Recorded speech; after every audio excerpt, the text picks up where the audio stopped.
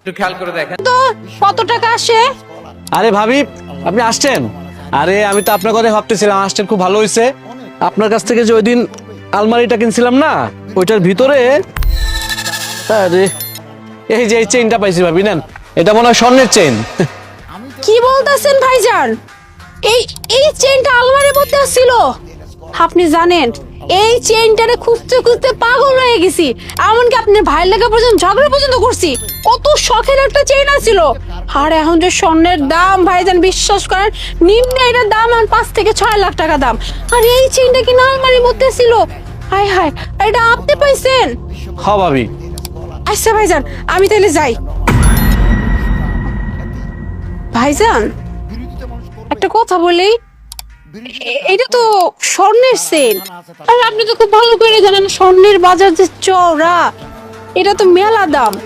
আপনি তো চাইলে এই চেনটা রেখে দিতে পারতেন, পারতেন না? কারণ আমি তো জানতাম না যে এই চেন আপনার কাছে আছে। তাহলে এই চেনটা আপনি যে আমার ফেরত দিলেন।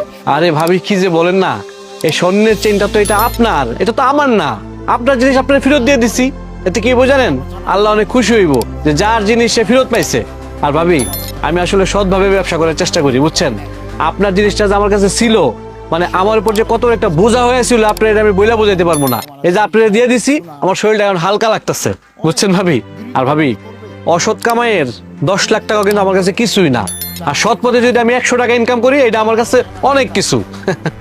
ভাই বিশ্বাস করেন, আপনি এত সৎ আর ইমানদার একজন মানুষ। আমি যদি আজকে নিজের চোখে না দেখতাম, আমি বিশ্বাসই করতে পারতাম না যে এখনকার জামানা আপনার মতো সৎ আর ইমানদার মানুষ এখনো আছে। মানে আপনি ব্যবসা করতেছেন কিন্তু এত সৎ মানুষ আপনারা না দেখলে আমি বিশ্বাসই করতে পারতাম না। আপনার তো দামি একটা চেইন আমার ফেরত দিয়ে দিচ্ছেন।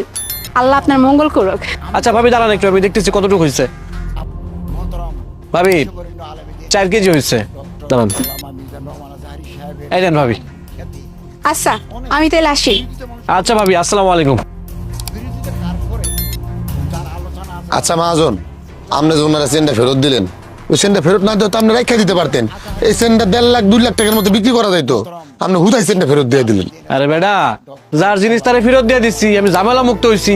এই জিনিসটাকে আমি কি করুম? এটা কি আমার জিনিস? হ্যাঁ, তুই কি কস বেটা? আর তুই জানোস না কারো হকের জিনিস বাইরে খাইতে হয় না? যা, তুই তোর কাম কর।